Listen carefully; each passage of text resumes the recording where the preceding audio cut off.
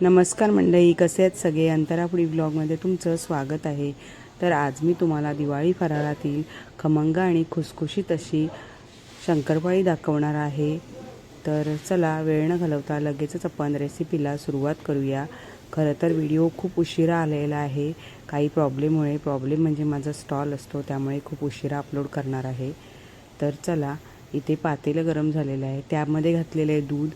आता दूध थोडंसं गरम झालं की आपण त्यामध्ये लगेच घालायची आहे साखर, आणि साखर छान अशी आपण विरघळून घ्यायची आहे। तर चमच्याच्या साहाय्याने ढवळून अशी आपण साखर छान अशी विरघळून घ्यायची आहे। तर आता साखर आपली विरघळलेली आहे, तर त्यामध्ये मी लगेचच घातलेलं आहे 1 वाटी तूप। आता तूप देखील आपण छान ढवळून गरम करून घ्यायचं आहे, म्हणजे आपली शंकरपाळी खुसखुशीत व्हायला मदत होते। तर तूप आपलं गरम होतं आहे तोपर्यंत आपण मैदा चाळून घेऊया। मैद्यामध्ये घाण कचरा असते, म्हणून मैदा आपण चाळून घेऊया। जी वाटी दाखवले त्या वाटीने मी जवळपास 6 ते 7 वाटी असा मैदा घेतलेला आहे। आता 1 मोठी वाटी मी बारीक रवा घेतलेला आहे। बारीक रव्यामुळे आपली शंकरपाळी खुसखुशीत व्हायला मदत होते। आणि थोडंसं मी चवीपुरतं मीठ घेतलेलं आहे। गोडाचा पदार्थ असला की थोडंसं मीठ घातल्यावर छान अशी चव येते आणि आपल्या पदार्थाची चव देखील वाढते। तर आता हे गरम झालेलं मिश्रण आहे ते आपण या पिठामध्ये घालून घेऊया।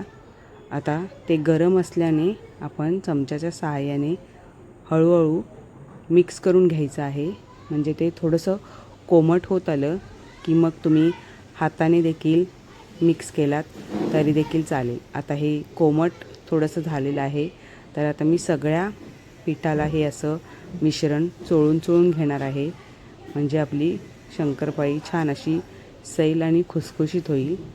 तर इथे या पद्धतीने अशी मस्त अशी चोळून घ्यायचं आहे, इथे बघू शकता। आता इथे माझा छान असा हा गोळा तयार झालेला आहे।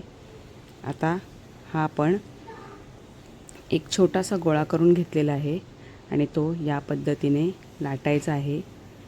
हा तुम्ही अगदी फोल्ड करून सुद्धा करू शकता। शंकरपाळीचा आकार छान येतो पण आणि ती फुलते पण, पण मी तसं न करता डायरेक्ट मध्ये शंकरपाळी वळवून घेणार आहे। तर इथे बघू शकता या पद्धतीने आता 4 कडा आपण काढून घेतलेल्या आहेत, म्हणजे शंकरपाळी आपली एकसारखी एका साईजमध्ये येईल। तर तुम्हाला लहान मोठी कशी हवी त्या साईजमध्ये तुम्ही शंकरपाळी कट करून घ्यायची आहे। तर मी थोडीशी मोठीच ठेवलेली आहे, अगदी लहान पण नाही। इथे बघू शकता मस्त अशी परफेक्ट साईजमध्ये आपली शंकरपाळी मी कट करून घेतलेली आहे। आता इथे आपलं तेल गरम झालेलं आहे। आता गॅसची फ्लेम मी मंदच ठेवलेली आहे। यामध्ये मी आता ही शंकरपाळी सोडून घेणार आहे। इथे बघू शकता सगळ्या शंकरपाळी सोडून घ्यायच्या आहेत। आता तेल आपलं आधीच थोडंसं गरम झालेलं आहे, त्यामुळे खालच्या साईडनी लगेचच थोडासा हलकासा ब्राऊन कलर आलेला आहे। आता इथे बघू शकता मस्त असा आपल्या शंकरपाळ्यांना कलर आलेला आहे।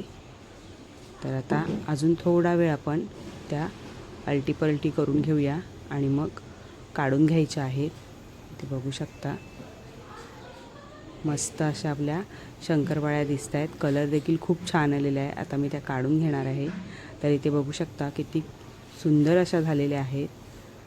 तर नक्की करून बघा, कमेंटमध्ये मला नक्की सांगा, लाईक करा, शेअर करा आणि माझ्या छोट्याशा चॅनलला सबस्क्राईब करायला विसरू नका।